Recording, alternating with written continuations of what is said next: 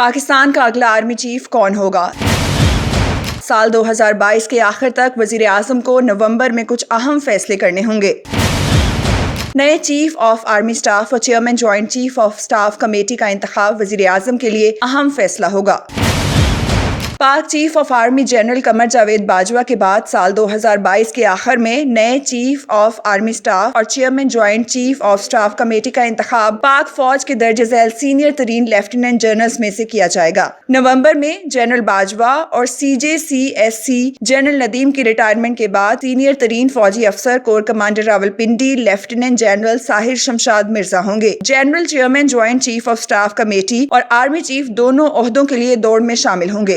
Seniority کے لحاظ سے lieutenant general Azhar Abbas, lieutenant general Nauman Mehmood Raja, lieutenant general Faiz Hamid, lieutenant general Muhammad Aamir, general Chiragh Haider Baloch اور انٹر سروسز انٹیلیجنس کے موجودہ director general lieutenant general Nadeem Ahmed Anjum Sheikh اس فہرست میں شامل ہوں گے۔ لیفٹیننٹ جنرل ساحر شمشاد مرزا اس وقت کور کمانڈر راولپنڈی کے طور پر خدمات انجام دے رہے ہیں۔ اس سے قبل وہ پاک فوج کے جنرل ہیڈ کوارٹرز میں چیف آف جنرل سٹاف تھے۔ جنرل ساحر شمشاد مرزا کا تعلق پنجاب کے ضلع چکوال کے علاقے مغلاں سے ہے۔ لیفٹیننٹ جنرل اظہر عباس اس وقت چیف آف جنرل سٹاف کے طور پر خدمات انجام دے رہے ہیں۔ اپنی موجودہ پوسٹنگ سے قبل انہوں نے راولپنڈی کور کی کمانڈ کی اور DG joint staff headquarters تھے۔ جنرل اظہر عباس سابق army chief general Raheel Sharif کے پرسنل سیکرٹری بھی رہ چکے ہیں۔ Lieutenant general Nauman M Raja national defence university کے صدر ہیں۔ اس سے قبل وہ کور کمانڈر پشاور اور inspector general communication and IT کے عہدوں پر فائز رہے۔ ایک میجر جنرل کے طور پر وہ ISI میں DG تجزیہ کے ساتھ ساتھ میران شاہ میں انفینٹری ڈویژن کے جنرل آفیسر کمانڈنگ کے طور پر خدمات انجام دے چکے ہیں۔ لیفٹیننٹ جنرل راجہ کا تعلق راولپنڈی کے ادھوال سے ہے۔ لیفٹیننٹ جنرل فیض حمید اس وقت کور کمانڈر پشاور کے طور پر خدمات انجام دے رہے ہیں۔ لیفٹیننٹ جنرل فیض حمید DG ISI اور ایڈجوائنٹ جنرل کے طور پر خدمات انجام دے چکے ہیں۔ جنرل فیض حمید کا تعلق لطیفال ضلع چکوال سے ہے۔ Corps commander Gujranwala lieutenant general Muhammad Aamir کا تعلق آرٹلری سے ہے۔ اس سے قبل وہ ایڈجوائنٹ جنرل کے طور پر کام کر چکے ہیں۔ Corps commander Multan lieutenant general Chiragh Haider Baloch Punjabi Baloch ہیں اور ان کا تعلق ساہیوال ضلع سرگودا سے ہے۔ اس سے قبل وہ جوائنٹ سٹاف ہیڈ کوارٹر کے